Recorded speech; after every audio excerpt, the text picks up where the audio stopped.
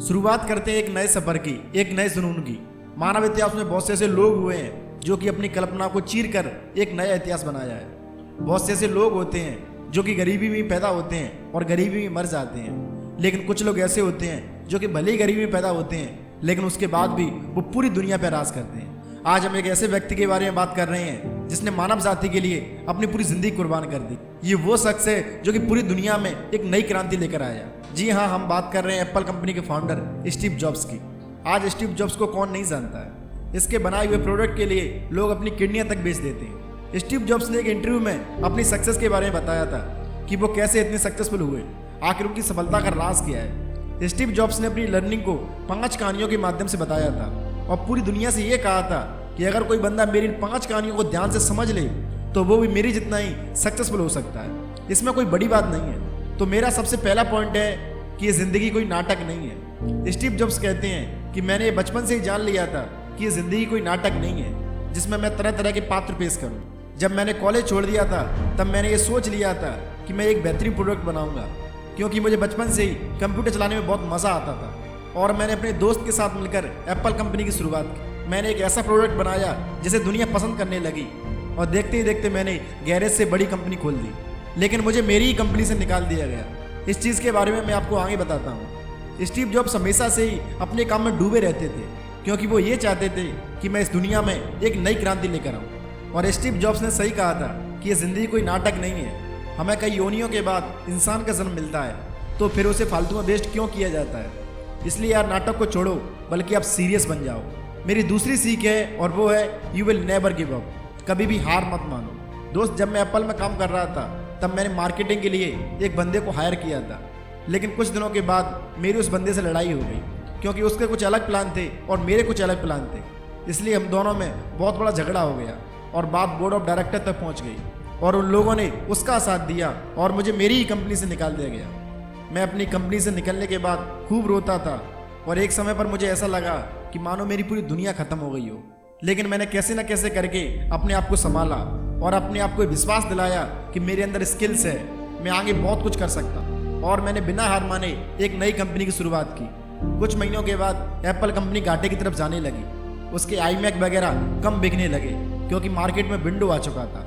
और कुछ महीनों के बाद ही बोर्ड ऑफ डायरेक्टर ने मुझसे रिक्वेस्ट की कि आप अपनी कंपनी में वापस आ जाओ और मैं अपनी कंपनी में वापस आ गया। मैंने जो दूसरी कंपनी खोली थी उस कंपनी को मैंने एप्पल में मिक्स कर दिया और एप्पल दुनिया की सबसे बड़ी कंपनी बन गई। स्टीव जॉब्स कहते हैं कि अगर मुझे कंपनी से निकाला नहीं जाता तो मैं इस कंपनी को कभी भी इतनी बड़ी नहीं बना पाता।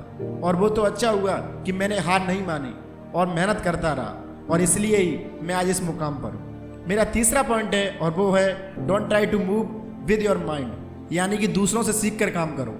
हम सबकी उम्र लिमिटेड होती है, तो अगर आप अपने दिमाग से फ्यूचर बिल्ड करने की कोशिश करोगे तो आपके पास इतना समय नहीं है कि आप अपने दिमाग से फ्यूचर बिल्ड कर सको।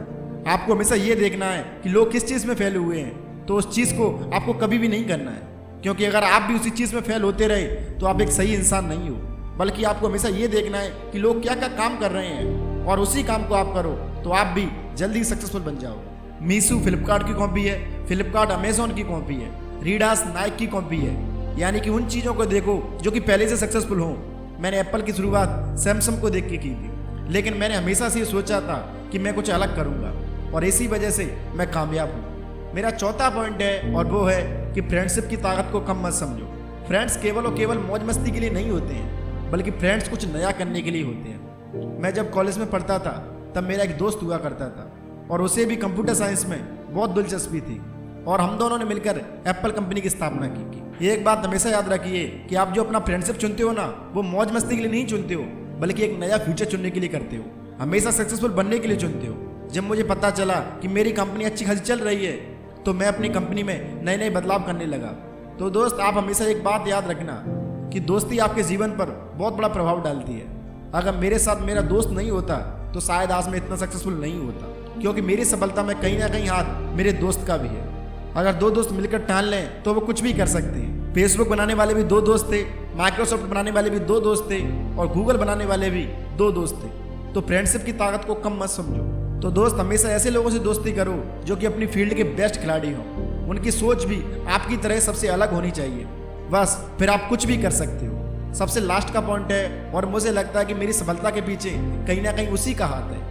अगर मैं इस पॉइंट को नहीं अपनाता तो आज मैं इतना कामयाब कभी नहीं हो पाता। और वो पॉइंट है कि अगर आप अपने ऊपर ज़्यादा प्रेशर नहीं डालोगे तो आप कभी भी कामयाब नहीं हो सकते हो। जब मैं तुम्हारी उम्र का था तब मैं छुट्टियों में विश्वास नहीं रखता था और मैं अपने आसपास के लोगों को बताता था कि छुट्टी नाम की कोई भी चीज़ नहीं होती है। मैंने हमेशा कठिन परिश्रम किया और शायद इस वजह से ही मैं कामयाब हूँ। मेरे पिताजी ने मुझसे एक बात कही थी कि तुम हमेशा कामयाब बने रहोगे अगर तुम दूसरों की मदद करोगे। तो मैं हमेशा दूसरों की मदद करने लगा और मैं कामयाबी की तरफ बहुत तेज़ी से बढ़ता रहा। कई लोग कामयाब होने के बाद भी काम नहीं करते हैं, बल्कि हमें हमेशा कामयाब होने के बाद भी काम करना चाहिए, क्योंकि असली काम तो कामयाब होने के बाद ही करना चाहिए। जब हम सक्सेसफुल नहीं होते हैं तब तो हम काम करते ही हैं, बल्कि कामयाब होने के बाद भी हमें काम करना चाहिए। तो मैं आशा करता हूँ आपको मेरी वीडियो पसंद आई होगी। अगर इन 5 पॉइंटों को कोई अगर जान ले तो वो भी सक्सेसफुल हो सकता है।